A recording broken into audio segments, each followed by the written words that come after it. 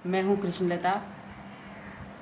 आज हम कक्षा 10 की पाठ्य पुस्तक कृतिका के साना साना हाथ जोड़ नामक पाठ का अध्ययन कार्य करेंगे। इसकी लेखिका है मधु कंकरिया। एक नज़र हम इनके जीवन परिचय पर डाल लेते हैं। मधु कंकरिया जी का जन्म 1957 में कोलकाता में हुआ।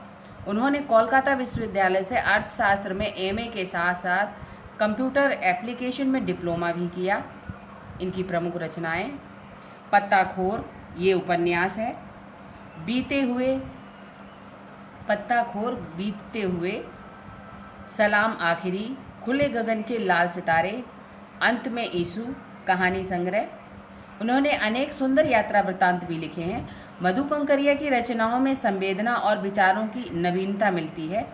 समाज में व्याप्त अनेक ज्वलंत समस्याएं जैसे अपसंस्कृति, महानगर की घुटन और असुरक्षा के बीच युवाओं में बढ़ती नशे की आदत, लाल बत्ती इलाके की पीड़ा आदि उनकी प्रमुख रचनाओं में से है।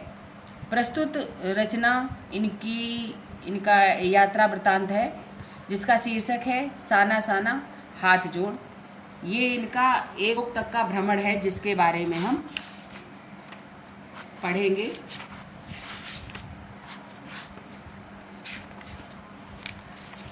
तो पाठ की शुरुआत करते हैं। मैंने हैरान होकर देखा, आसमान जैसे उल्टा पड़ा था और सारे तारे बिखरकर नीचे टिमटिमा रहे थे। दूर ढलान लेती तराई पर सितारों के गुच्छे रोशनियों की एक झालर सी बना रहे थे। क्या था वह रात में जगमगाता गैंगटॉक शहर था। इतिहास और वर्तमान के संधि स्थल पर खड़ा मेहनतकश बादशाहों का वह एक ऐसा शहर था जिसका सब कुछ सुंदर था, सुबह शाम रात। और वह रहस्यमयी सितारों भरी रात मुझ में सम्मोहन जगा रही थी, कुछ इस कदर कि उन जादू भरे छड़ों में मेरा सब कुछ स्थगित था, अर्थहीन था। मैं, मेरी चेतना, मेरा आसपास, मेरे भीतर बाहर सिर्फ शून्य था और थी अतीन्द्रियता, यानी इंद्रियों से परे। मैं डूबी रोशनी की वह जादुई झालर। धीरे धीरे एक उजास यानी उजाला उस शून्य से फूटने लगा। एक प्रार्थना होठों को छूने लगी। साना साना हाथ जोड़ गर्दहु प्रार्थना, हमरो जीवन तिमरो कैसेली, अर्थात छोटे छोटे हाथ जोड़कर प्रार्थना कर रही हूँ कि मेरा सारा जीवन अच्छाइयों को समर्पित हो। सुबह की प्रार्थना के ये बोल मैंने एक नेपाली युवती से सीखे थे। सुबह हमें युमथांग के लिए निकल पड़ना था, पर आँख खुलते ही मैं बालकनी की तरफ भागी। यहाँ के लोगों ने बताया था कि यदि मौसम साफ हो तो बालकनी से भी कंचनजंगा दिखाई देता है। हिमालय की तीसरी सबसे बड़ी चोटी कंचनजंगा पर मौसम अच्छा होने के बावजूद आसमान हल्के हल्के बादलों से ढका था। पिछले बरस की ही तरह इस बार भी बादलों का कपाट ठाकुर जी के कपाट की तरह बंद ही रहे। कंचनजंगा न दिखाई दी न दिखी, पर सामने ही रकम रकम यानी तरह तरह के रंग बिरंगे इतने सारे फूल दिखाई पड़ने लगे कि लगा फूलों के बाग में आ गई हूँ। बहरहाल गैंगटॉक से 149 किलोमीटर की दूरी पर युमथांग था। युमथांग यानी घाटियाँ, सारे रास्ते हिमालय की गहनतम घाटियाँ और फूलों से लदी वादियाँ मिलेगी आपको। ड्राइवर कम गाइड जितेन नार्गे मुझे बता रहा था। जितेन नार्गे लेखिका के ड्राइवर हैं, जो गाइड का भी काम कर रहे हैं। उन्हें उस इलाके की सारी पहचान है और सभी के बारे में विस्तार से लेखिका को वो बताते जा रहे हैं। क्या वहाँ वर्बी मिलेगी? मैं बचकाने उत्साह से पूछने लगती हूँ। चलिए तो जगह जगह गदराए पाइन और धूपी के खूबसूरत नुकीले पेड़ों का जायजा लेते हुए हम पहाड़ी रास्तों पर आगे बढ़ने लगे कि एक जगह दिखाई दी एक कतार में लगी सफ़ेद सफ़ेद बौद्ध पताकाएँ, किसी ध्वज की तरह लहराती, शांति और अहिंसा की प्रतीक ये पताकाएँ जिन पर मंत्र लिखे हुए थे। नार्गे ने बताया, यहाँ बुद्ध की बड़ी मान्यता है। जब भी किसी बुद्धिस्ट की मृत्यु होती है, उसकी आत्मा की शांति के लिए शहर से दूर किसी भी पवित्र स्थान पर 108 श्वेत पताकाएँ फहरा दी जाती हैं। नहीं, इन्हें उतारा नहीं जाता है, ये धीरे धीरे अपने आप ही नष्ट हो जाती हैं। कई बार किसी नए कार्य की शुरुआत में भी ये पताकाएं लगा दी जाती हैं, पर वे रंगीन होती हैं। नार्गी बोलता जा रहा था और मेरी नज़र उसकी जीप में लगी दलाई लामा की तस्वीर पर टिकी हुई थी। कई दुकानों पर भी मैंने दलाई लामा की ऐसी ही तस्वीर देखी थी। हिचकोले खाती हमारी जीप थोड़ी और आगे बढ़ी। अपनी लुभावनी हंसी बिखेरते हुए जितेन बताने लगा, इस जगह का नाम है कबी लॉन्ग स्टॉक। यहाँ गाइड फिल्म की शूटिंग हुई थी। तिब्बत के चीज खे बमसन के लेपचाओं के शोमेन से कुंज तेग के साथ संधि पत्र पर यही हस्ताक्षर किए थे। एक पत्थर यहाँ स्मारक के रूप में भी है। लेपचा और भूटिया सिक्किम की इन दोनों स्थानीय जातियों के बीच चले सुदीर्घ झगड़ों के बाद शांति वार्ता की शुरुआत स्थल। उन्हीं रास्तों पर मैंने देखा एक कुटिया के भीतर घूमता चक्र। यह क्या? नार्गी कहने लगा, मैडम ये धर्म चक्र है, प्रेयर व्हील। इसको घुमाने से सारे पाप धुल जाते हैं। क्या? चाहे मैदान हो या पहाड़, तमाम वैज्ञानिक प्रगतियों के बावजूद इस देश की आत्मा एक जैसी। लोगों की आस्थाएं, विश्वास, अंधविश्वास, पाप पुण्य की अवधारणाएं और कल्पनाएं सब एक जैसी। रफ्ता रफ्ता यानी धीरे धीरे हम ऊंचाई की ओर बढ़ने लगे। बाजार, लोग और बस्तियां पीछे छूटने लगे।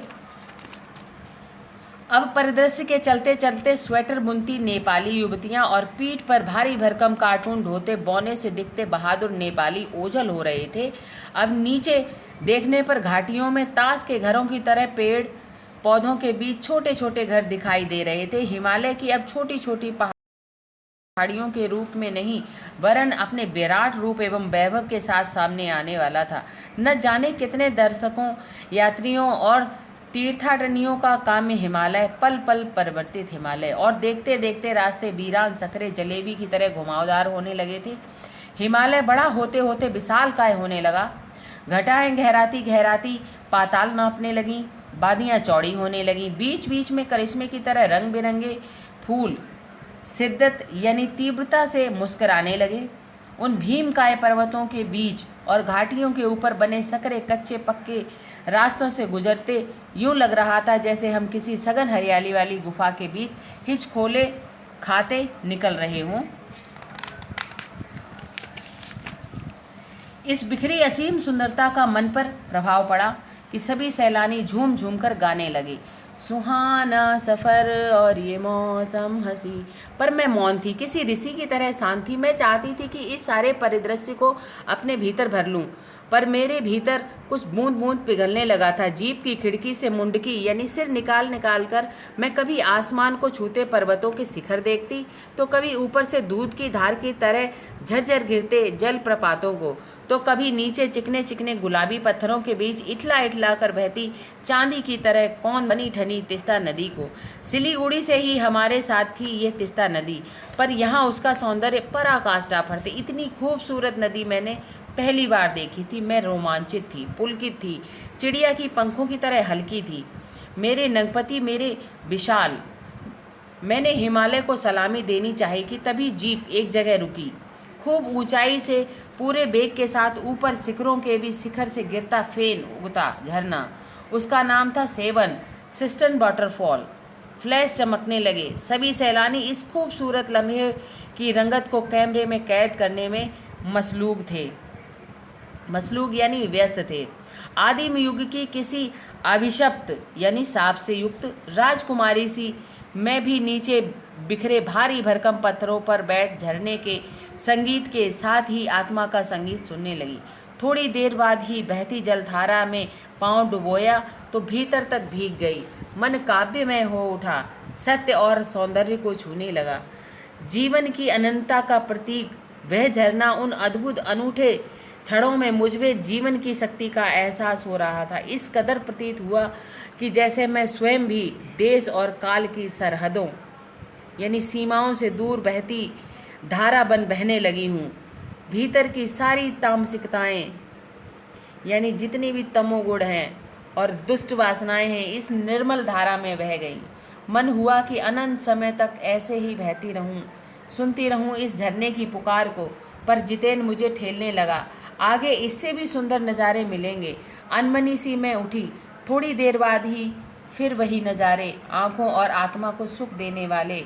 कहीं चटक हरे रंग का मोटा कालीन ओढ़े तो कहीं हल्का पीलापन लिए, तो कहीं पलस्तर उखड़ी दीवार की तरह पथरीली, और देखते ही देखते परिदृश्य से सब छूमंतर, जैसे किसी ने जादू की छड़ी घुमा दी हो।